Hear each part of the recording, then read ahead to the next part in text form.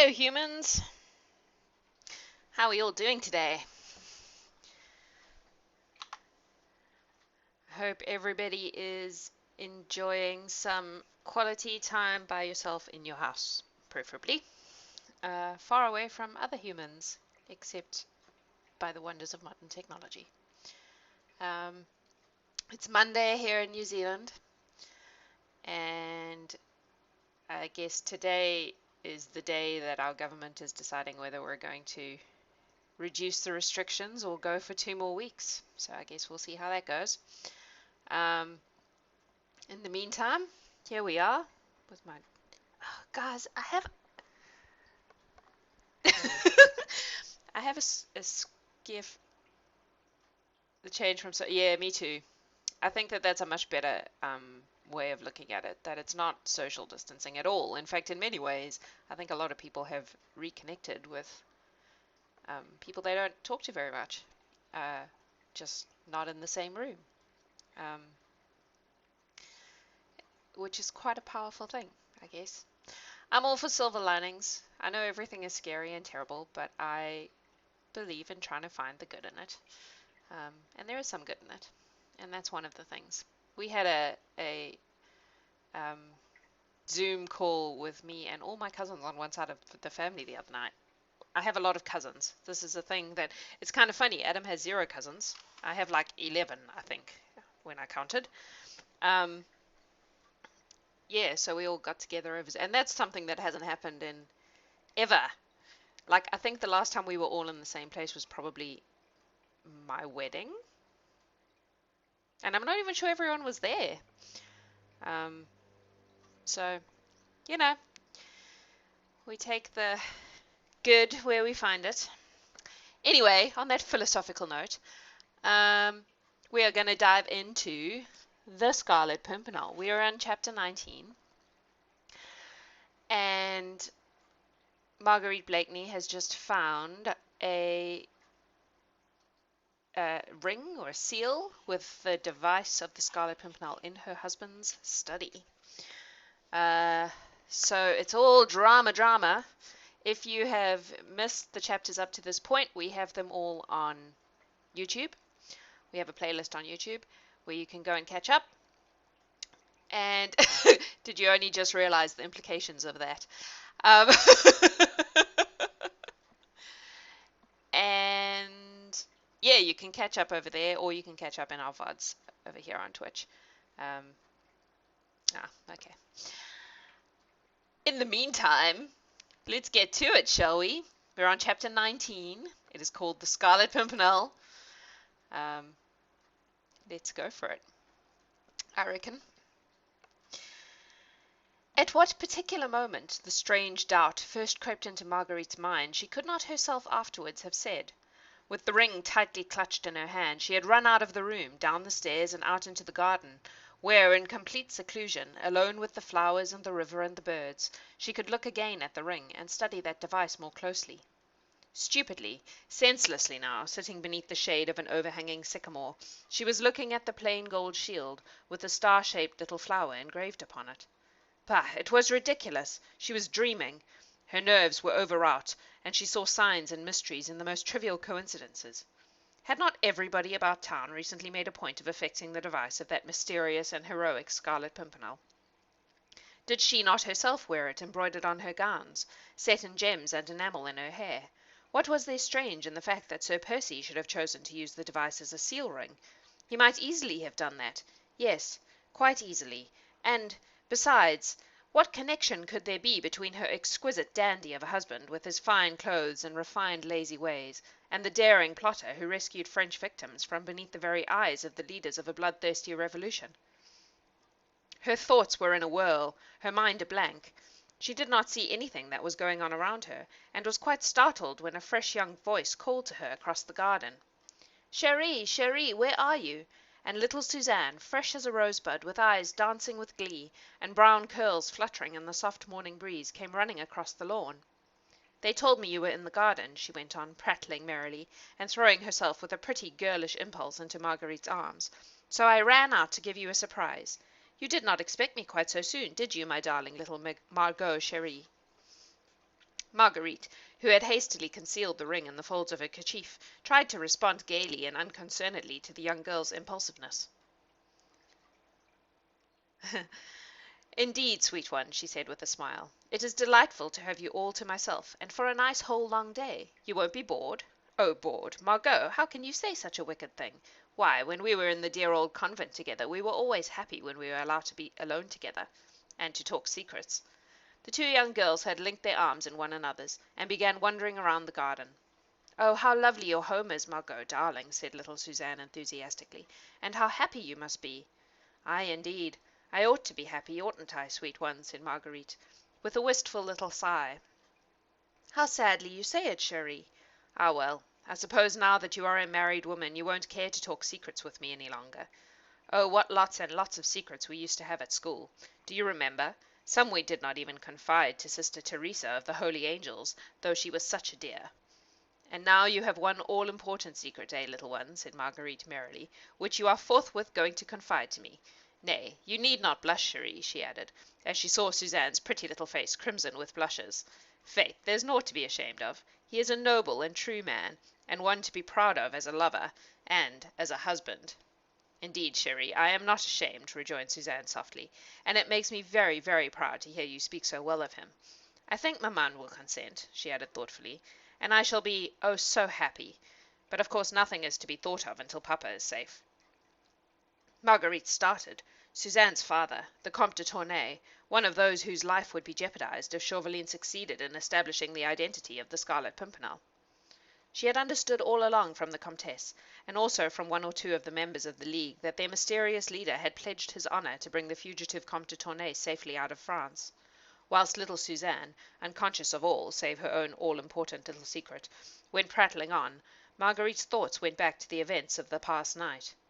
Armand's peril, Chauvelin's threat, his cruel either-or which she had accepted, and then her own work in the matter, which should have culminated at 1 o'clock in Lord Grenville's dining-room, when the relentless agent of the French government would finally learn who was this mysterious Scarlet Pimpernel, who so openly defied an army of spies and placed himself so boldly and for mere sport on the side of the enemies of France. Since then she had heard nothing from Chauvelin. She had concluded that he had failed, and yet she had not felt anxious about Armand, because her husband had promised her that Armand would be safe. But now, suddenly, as Suzanne prattled merrily along, an awful horror came upon her for what she had done. Chauvelin had told her nothing, it was true, but she remembered how sarcastic and evil he looked when she took final leave of him after the ball. Had he discovered something then? Had he already laid his plans for catching the daring plotter red-handed in France, and sending him to the guillotine without compunction or delay? Marguerite turned sick with horror, and her hand convulsively clutched the ring in her dress. You are not listening, chérie, said Suzanne reproachfully, as she paused in her long, highly interesting narrative. Yes, yes, darling, indeed I am, said Marguerite with an effort, forcing herself to smile. I love to hear you talking, and your happiness makes me so very glad. Have no fear. We will manage to propitiate mamma. Sir Andrew Ffoulkes is a noble English gentleman. He has money and position. The Comtesse will not refuse her consent. But now, little one, tell me, what is the latest news about your father? Oh, said Suzanne with mad glee, the best we could possibly hear. My Lord Hastings came to see maman early this morning. He said that all is now well with dear papa, and we may safely expect him here in England in less than 4 days. Yes, said Marguerite, whose glowing eyes were fastened on Suzanne's lips as she continued merrily. Oh, we have no fear now. You don't know, chérie, that great and noble Scarlet Pimpernel himself has gone to save papa. He has gone, chérie, actually gone, added Suzanne excitedly. He was in London this morning. He will be in Calais perhaps tomorrow, where he will meet papa, and then. The blow had fallen.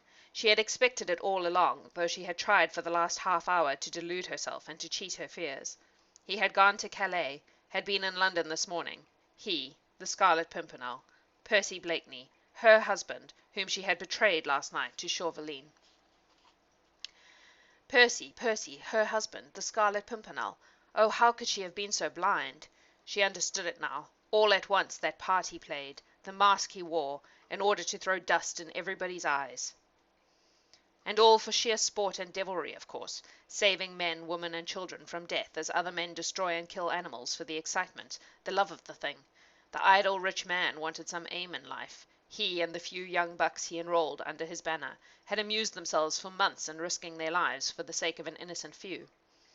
Perhaps he had meant to tell her when they were first married, and then the story of the Marquis de Sincere had come to his ears, and he had suddenly turned from her, thinking, no doubt, that she might some day betray him and his comrades, who had sworn to follow him. And so he had tricked her as he had tricked all others, whilst hundreds now owed their lives to him, and many families owed him both life and happiness. The mask of the inane fop had been a good one, and the part consummately well played. No wonder that Chauvelin's spies had failed to detect in the apparently brainless nincompoop the man whose reckless daring and resourceful ingenuity had baffled the keenest French spies, both in France and in England. Even last night, when Chauvelin went to Lord Grenville's dining-room to seek that daring Scarlet Pimpernel, he only saw that inane Sir Percy Blakeney fast asleep in the corner of the sofa. Has his astute mind guessed the secret, then? Here lay the whole awful, horrible, amazing puzzle. In betraying a nameless stranger to his fate in order to save her brother, had Marguerite Blakeney sent her husband to his death? No, no, no, 1,000 times no. Surely fate could not deal a blow like that. Nature itself would rise in revolt. Her hand, when it held that tiny scrap of paper last night, would surely have been struck numb ere it committed a deed so appalling and so terrible. "But what is it, chérie?" said little Suzanne, now genuinely alarmed, for Marguerite's colour had become dull and ashen. "Are you ill, Marguerite? What is it?" "Nothing, nothing, child," she murmured as in a dream. "Wait a moment. Let me think. You said the Scarlet Pimpernel had gone today."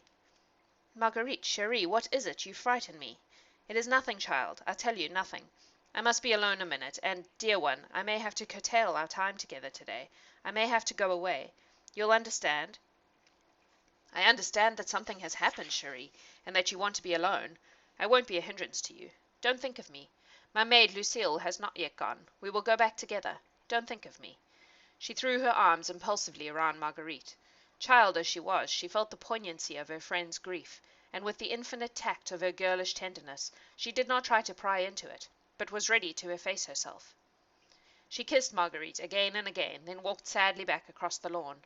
Marguerite did not move. She remained there, thinking, wondering what was to be done. Just as little Suzanne was about to mount the terrace steps, a groom came running around the house towards his mistress. He carried a sealed letter in his hand. Suzanne instinctively turned back. Her heart told her that here perhaps was further ill news for her friend, and she felt that her poor Margot was not in a fit state to bear any more. The groom stood respectfully beside his mistress. Then he handed her the sealed letter. "What is that?" asked Marguerite. "Just come by runner, my lady." Marguerite took the letter mechanically and turned it over in her trembling fingers. "Who sent it?" she said. "The runner said, my lady," replied the groom, "that his orders were to deliver this, and that your ladyship would understand from whom it came." Marguerite tore open the envelope. Already her instinct told her what it contained, and her eyes only glanced at it mechanically. It was a letter by Armand St. Just to Sir Andrew Ffoulkes, the letter which Chauvelin's spies had stolen at the Fisherman's Rest, and which Chauvelin had held as a rod over her to enforce her obedience. Now he had kept his word. He had sent her back St. Just's compromising letter, for he was on the track of the Scarlet Pimpernel. Marguerite's senses reeled. Her very soul seemed to be leaving her body. She tottered and would have fallen but for Suzanne's arm around her waist. With superhuman effort she regained control over herself. There was yet much to be done. "Bring that runner here to me," she said to the servant with much calm. "He has not gone?" "No, my lady." The groom went, and Marguerite turned to Suzanne. "And you, child, run within. Tell Lucille to get ready. I fear that I must send you home, child. And, stay, tell one of the maids to prepare a travelling dress and cloak for me." Suzanne made no reply. She kissed Marguerite tenderly and obeyed without a word. The child was overawed by the terrible nameless misery in her friend's face. A minute later the groom returned, followed by the runner who had brought the letter. "Who gave you this packet?" asked Marguerite. "A gentleman, my lady," replied the man, "at the Rose and Thistle inn opposite Charing Cross. He said you would understand." "At the Rose and Thistle? What was he doing?" "He was waiting for the coach, your ladyship, which he had ordered." "The coach?" "Yes, my lady. A special coach he had ordered. I understood from his man that he was posting straight to Dover." "That's enough. You may go."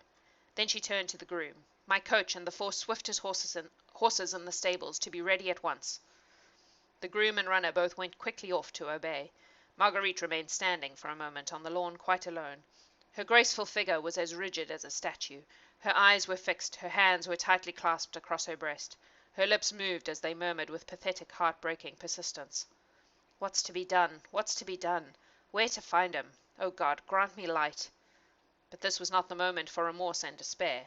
She had done, unwittingly, an awful and terrible thing, the very worst crime in her eyes that woman ever committed. She saw it in all its horror. Her very blindness in not having guessed her husband's secret seemed now to her another deadly sin. She ought to have known. She ought to have known. How could she imagine that a man who could love with so much intensity as Percy Blakeney had loved her from the first, how could such a man be the brainless idiot he chose to appear? She, at least, ought to have known that he was wearing a mask, and having found that out, she should have torn it from his face when they were alone together. Her love for him had been paltry and weak, easily crushed by her own pride, and she too had worn a mask in assuming a contempt for him, whilst, as a matter of fact, she completely misunderstood him. But there was no time now to go over the past. By her own blindness she had sinned. Now she must repay, not by empty remorse, but by prompt and useful action. Percy had started for Calais, utterly unconscious of the fact that his most relentless enemy was on his heels. He had set sail early that morning from London Bridge. Provided he had a favourable wind, he would no doubt be in France within 24 hours. No doubt he had reckoned on the wind and chosen this route. Chauvelin, on the other hand, would post to Dover, charter a vessel there, and undoubtedly reach Calais much about the same time. Once in Calais, Percy would meet all those who were eagerly waiting for the noble and brave Scarlet Pimpernel, who had come to rescue them from horrible and unmerited death. With Chauvelin's eyes now fixed upon his every movement, Percy would thus not only be endangering his own life, but that of Suzanne's father, the old Comte de Tournay, and of those other fugitives who were waiting for him and trusting in him. There was also Armand, who had gone to meet de Tournay, secure in the knowledge that the Scarlet Pimpernel was watching over his safety. All these lives and that of her husband lay in Marguerite's hands. These she must save, if human pluck and ingenuity were equal to the task. Unfortunately, she could not do all this quite alone. Once in Calais, she would not know where to find her husband, whilst Chauvelin, in stealing the papers at Dover, had obtained the whole itinerary. Above everything, she wished to warn Percy. She knew enough about him now to understand that he would never abandon those who trusted in him, that he would not turn back from danger and leave the Comte de Tournay to fall into the bloodthirsty hands that knew of no mercy. But if he were warned, he might form new plans, be more wary, more prudent. Unconsciously he might fall into a cunning trap, but, once warned, he might yet succeed. And if he failed, if indeed fate and Chauvelin, with all the resources at his command, proved too strong for the daring plotter after all, then at least she would be there by his side, to comfort, love, and cherish, to cheat death perhaps at the last by making it seem sweet if they died both together, locked in each other's arms with the supreme happiness of knowing that passion had responded to passion, and that all misunderstandings were at an end. Her whole body stiffened as with a great and firm resolution. This she meant to do, if God gave her wits and strength. Her eyes lost their fixed look. They glowed with inward fire at the thought of meeting him again so soon, in the very midst of most deadly perils. They sparkled with the joy of sharing these dangers with him, of helping him, perhaps, of being with him at the last, if she failed. The childlike sweet face had become hard and set. The curved mouth was closed tightly over her clenched teeth. She meant to do or die, with him and for his sake. A frown which spoke of an iron will and unbending resolution appeared between the two straight brows. Already her plans were formed. She would go and find Sir Andrew Ffoulkes first. He was Percy's best friend, and Marguerite remembered with a thrill with what blind enthusiasm the young man always spoke of his mysterious leader. He would help her where she needed help. Her coach was ready, a change of raiment and a farewell to little Suzanne, and she could be on her way. Without haste, but without hesitation, she walked quietly into the house. That is the end of chapter 19.